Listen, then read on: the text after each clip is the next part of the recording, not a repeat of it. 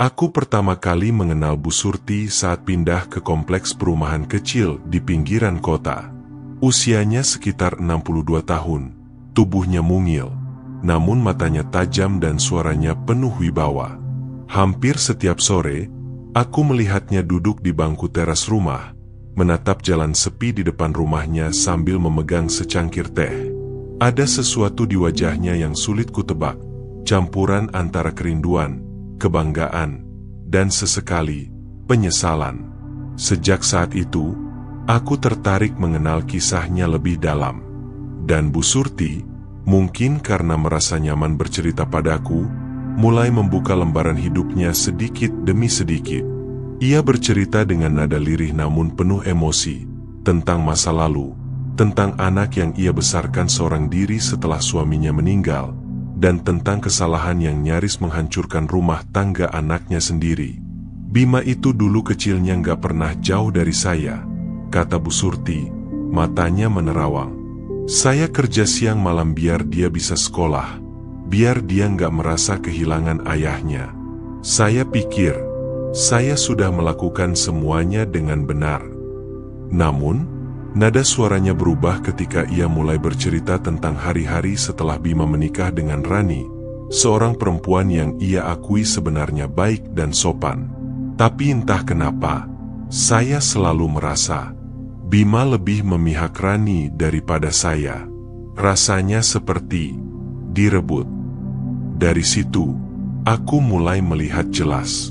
Cinta seorang ibu bisa menjadi terlalu besar, sampai berubah menjadi tuntutan. Dalam hati kecilnya, Bu Surti ingin tetap menjadi pusat perhatian anaknya, sama seperti dulu.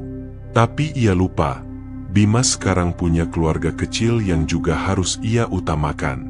Saat Bu Surti berhenti bicara dan menatap jauh ke jalanan, aku tahu cerita ini akan panjang. Ada luka, ada penyesalan, dan ada perjalanan menuju kesadaran yang harus ia lalui. Dan aku siap mendengar semuanya. Sejak Bima menikah dengan Rani, Bu Surti awalnya merasa lega. Ia tak lagi sendirian menjaga anak semata wayangnya itu. Namun di balik rasa lega, ada perasaan aneh yang tak bisa ia jelaskan. Seperti kehilangan sesuatu yang selama ini hanya menjadi miliknya seorang. Kecurigaan itu mulai muncul dari hal kecil. Masakan Rani, misalnya. Suatu hari, Bu Surti datang berkunjung dan mencicipi sayur asam buatan Rani. Enak sih, tapi nggak seenak masakan saya. Bima kan sukanya yang lebih asam, komentar Bu Surti. Rani hanya tersenyum, namun di balik senyumnya ada rasa tersinggung yang tak bisa ia sembunyikan. Tak berhenti di situ. Urusan belanja rumah tangga pun jadi sorotan. Ketika melihat Rani membeli kebutuhan dengan merek yang berbeda dari yang biasa ia pakai, Bu Surti mengernyit. Kenapa beli yang ini? Mahal, padahal ada yang lebih murah. Ibu dulu belinya yang ini saja, katanya, menunjuk merek lain. Rani lagi-lagi mencoba sabar, tapi rasa tidak enak di hatinya kian menumpuk. Narator menceritakan bahwa hal-hal kecil ini lama-lama menjadi besar. Setiap kali Bu Surti datang, suasana rumah jadi kaku. Rani selalu berusaha ramah, tapi ia tahu bahwa apapun yang ia lakukan tak akan pernah benar di mata ibu mertuanya. "Ran, kenapa wajahmu murung begitu?" tanya Bima ketika melihat istrinya termenung di ruang tamu. "Enggak apa-apa, Mas. Cuma, aku merasa nggak pernah cukup di mata ibu," jawab Rani pelan. Bima menarik napas panjang. Ibu memang begitu orangnya. Suka mengatur, tapi dia sayang kok sama kamu. Rani menghela napas. "Aku tahu, Mas. Tapi kadang aku merasa rumah ini bukan rumahku. Semua harus sesuai keinginan ibu." Bima terdiam. Ia berada di tengah pusaran konflik yang sulit. Ia tak ingin menyakiti perasaan ibunya, tapi juga tak mau mengabaikan istrinya. Namun, tanpa ia sadari, Ia seringkali lebih memilih menuruti keinginan Bu Surti demi menghindari konflik yang lebih besar. Inilah yang secara perlahan membuat Rani merasa terpinggirkan. Narator menggambarkan bahwa Bu Surti sebenarnya tak berniat jahat. Ia hanya terbiasa menjadi pusat perhatian anaknya selama bertahun-tahun. Kehadiran Rani seolah mengambil posisi itu. Dalam hati kecilnya, Bu Surti ingin memastikan anaknya tetap bahagia. Tapi caranya salah, dengan mengontrol, bukan mempercayai. Puncak dari awal masalah ini terjadi saat Bu Surti ikut campur dalam keputusan liburan keluarga kecil itu. Rani dan Bima sudah merencanakan untuk liburan singkat ke Bandung. Namun ketika Bu Surti tahu, ia berkata, "Kenapa jauh-jauh? Liburan di sini saja. Lagian siapa yang akan menemani ibu kalau kalian pergi lama?" Bima akhirnya membatalkan liburan itu, tanpa berdiskusi lagi dengan Rani. Dan malam itu, Rani menangis dalam diam. Malam itu menjadi titik balik dalam rumah tangga Bima dan Rani. Sejak rencana liburan dibatalkan demi menemani Bu Surti, Rani merasa kesabarannya telah sampai batas. Ia mencoba menahan diri, tapi rasa kecewa yang menumpuk akhirnya meledak. "Mas, aku mau bicara," ucap Rani pelan setelah mereka selesai makan malam. Bima yang sedang membereskan piring menoleh. "Bicara soal apa?" "Soal kita. Lebih tepatnya, soal ibu." Nada Rani yang serius membuat Bima menaruh piring dan duduk di sofa. "Kenapa lagi, Ran? Aku kan sudah bilang, ibu itu memang cerewet. Jangan diambil hati." Rani menatap suaminya dengan mata berkaca-kaca. "Bukan cuma cerewet, Mas. Dia terlalu ikut campur. Mulai dari cara aku masak, cara belanja, sampai keputusan liburan pun ikut diatur. Aku capek harus selalu menuruti semua maunya." Bima menghela napas panjang. "Ran, ibu sudah tua. Dia hanya ingin memastikan kita baik-baik saja. Kamu jangan menganggapnya seperti musuh." "Aku nggak anggap dia musuh, Mas. Aku hormat sama ibu. Tapi apa salahnya kalau kita sesekali mengambil keputusan sendiri? Ini kan rumah tangga kita, bukan rumah tangga ibu." Suara Rani meninggi, membuat Bima ikut terpancing emosi. "Kamu bicara seolah-olah ibu nggak peduli sama kamu. Padahal dia sering bawain makanan, sering nanya kabar. Kamu lupa semua itu." Rani berdiri, air matanya mulai jatuh. "Aku nggak lupa, Mas. Tapi perhatian yang disertai kontrol itu rasanya sesak. Aku ingin dihargai sebagai istrimu, sebagai perempuan yang bisa mengurus rumah tangganya sendiri, bukan boneka yang harus selalu ikut kemauan orang lain." Bima terdiam. Kata-kata itu seperti tamparan. Ia sadar ada benarnya, tapi di sisi lain ia merasa bersalah pada ibunya. Dalam kebisuannya, Rani berbisik lirih, "Kalau begini terus, aku takut rumah tangga kita nggak akan bertahan." Di luar kamar, Bu Surti yang kebetulan menginap malam itu mendengar sebagian percakapan mereka.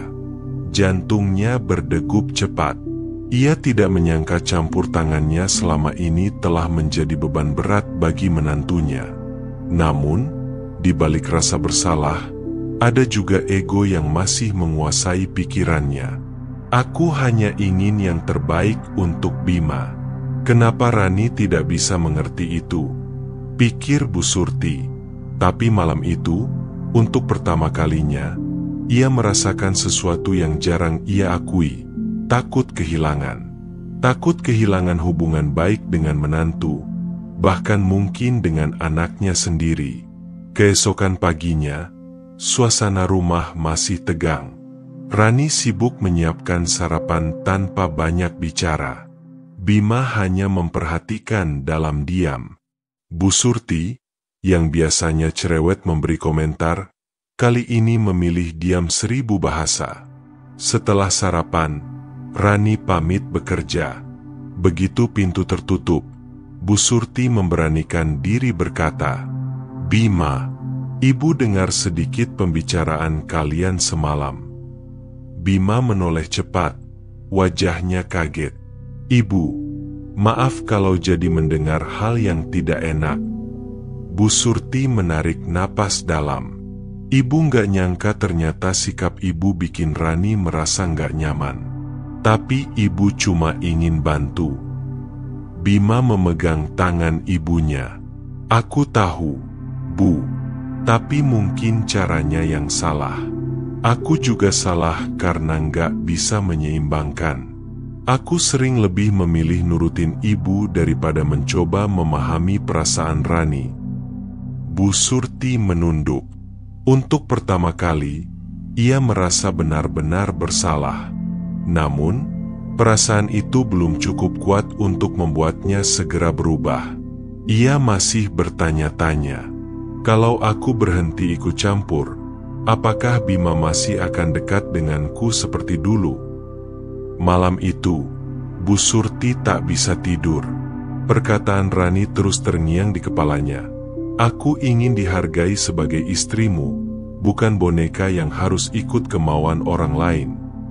Kata-kata itu tajam, menusuk lebih dalam daripada yang ia kira. Apa aku selama ini terlalu egois? Aku pikir aku membantu. Aku pikir aku menyayangi. Tapi kenapa justru menyakiti? Bu Surti berjalan ke jendela kamarnya. Lampu jalan berkelip redup. Suara jangkrik terdengar jelas. Ia menatap kosong keluar jendela. Teringat masa kecil Bima. Dulu, aku yang selalu ada di sisinya. Saat sakit, saat gagal ujian, saat pertama kali patah hati. Aku yang selalu mendukung. Aku takut kehilangan kedekatan itu. Aku takut kalau dia terlalu mencintai istrinya, aku akan dilupakan. Air mata jatuh tanpa bisa ditahan. Bu Surti sadar, semua yang ia lakukan bukan hanya demi kebaikan Bima, tapi juga demi memuaskan rasa takutnya sendiri. Takut tidak lagi menjadi yang utama di hati anaknya. Keesokan harinya, Bu Surti sengaja datang ke rumah Bima saat Rani masih bekerja. Ia membawa makanan seperti biasa, tapi kali ini ia tidak langsung memberi komentar. Hanya meletakkannya di meja dan berkata pelan, "Ibu titip ini buat kalian.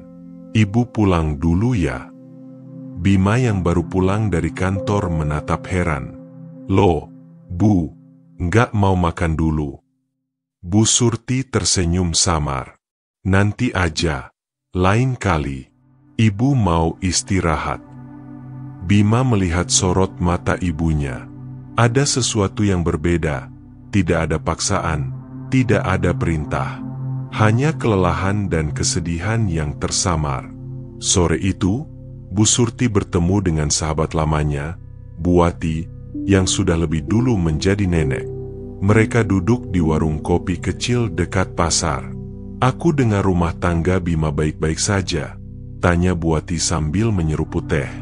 Bu Surti menghela napas. "Kelihatannya iya. Tapi aku sadar, aku sering ikut campur terlalu jauh. Sampai-sampai Rani merasa aku merusak kebahagiaan mereka." Bu Wati tertawa kecil. "Ah, itu penyakit kita para ibu. Susah melepas anak. Aku dulu juga begitu. Tapi akhirnya sadar, rumah tangga mereka bukan lagi urusan kita. Kita cuma perlu mendoakan, bukan mengatur." Perkataan itu menghantam Bu Surti tepat di titik rapuhnya. Ia menunduk, lalu berkata lirih, "Aku takut kalau aku berhenti ikut campur, Bima menjauh dariku." Bu Wati menepuk tangan sahabatnya. "Justru kalau kamu terus ikut campur, dia akan semakin jauh. Percayalah, memberi ruang adalah bentuk sayang yang dewasa." Malamnya, Bu Surti duduk sendiri di ruang tamu rumahnya. Di meja, Ada album foto lama, foto saat Bima masih kecil, ulang tahun, kelulusan sekolah, hingga pernikahannya dengan Rani. Melihat senyum bahagia di wajah mereka pada hari pernikahan, Bu Surti sadar satu hal. Ia ingin kebahagiaan itu tetap ada, bukan hancur karena egonya. Kalau aku benar-benar sayang pada Bima, aku harus belajar melepas. Biarkan dia menjadi kepala rumah tangga, bukan aku. Biarkan Rani merasa dihargai. Aku tidak ingin menyesal di masa tua karena anak menjauh gara-gara aku tak mau berubah. Air mata kembali jatuh. Tapi kali ini, bukan air mata penyesalan semata, melainkan tekad untuk memperbaiki semuanya. Beberapa hari kemudian, Bu Surti memberanikan diri mengundang Bima dan Rani makan malam di rumahnya.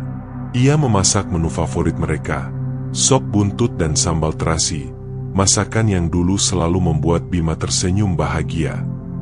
Saat pasangan itu tiba, suasana awal terasa canggung. Tidak ada komentar menggurui dari Bu Surti seperti biasanya. Hanya senyuman dan sapaan hangat. Setelah makan malam selesai, Bu Surti menarik napas panjang, lalu berkata dengan suara bergetar, "Bima, Rani, Ibu ingin bicara. Tolong dengarkan Ibu sampai selesai." Bima menatap ibunya, khawatir. Rani terlihat tegang. Tapi Bu Surti melanjutkan, "Ibu sadar selama ini terlalu ikut campur urusan rumah tangga kalian. Ibu sering memaksakan pendapat, bahkan tanpa memikirkan perasaan kalian. Terutama kamu, Rani. Ibu minta maaf karena membuatmu merasa tidak dihargai." Rani terdiam, matanya berkaca-kaca.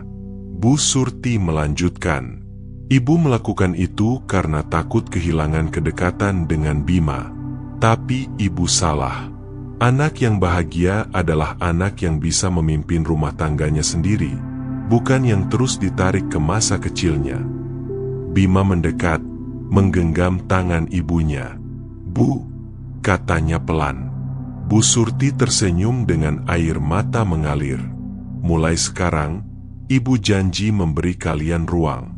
Kalau kalian butuh nasihat, Ibu akan mendengar dulu sebelum bicara. Ibu tidak mau lagi merusak kebahagiaan kalian." Rani tak bisa menahan tangis. Ia mendekati Bu Surti, lalu memeluknya. "Terima kasih, Bu. Saya juga minta maaf kalau selama ini merasa tersinggung dan menjauh. Saya akan berusaha lebih sabar dan menghormati Ibu." Bima ikut memeluk keduanya. Tangis ketiganya pecah, bukan karena marah atau kecewa, tapi karena kelegaan yang begitu dalam. Sejak malam itu, hubungan mereka berubah. Bu Surti mulai belajar menahan diri untuk tidak mengatur rumah tangga anaknya. Ia lebih sering mendukung dari jauh, mendoakan, dan sesekali memberi masukan hanya jika diminta. Rani pun lebih terbuka, sering mengajak Bu Surti jalan bersama atau memasak di rumahnya. Sementara Bima, kini bisa bernapas lega karena dua wanita yang ia cintai akhirnya saling memahami. Bu Surti menutup malam itu dengan doa lirih di kamarnya. "Terima kasih, Tuhan. Aku hampir kehilangan anakku karena egoku. Tapi Engkau beri aku kesempatan memperbaiki semuanya. Semoga kebahagiaan ini bertahan selamanya."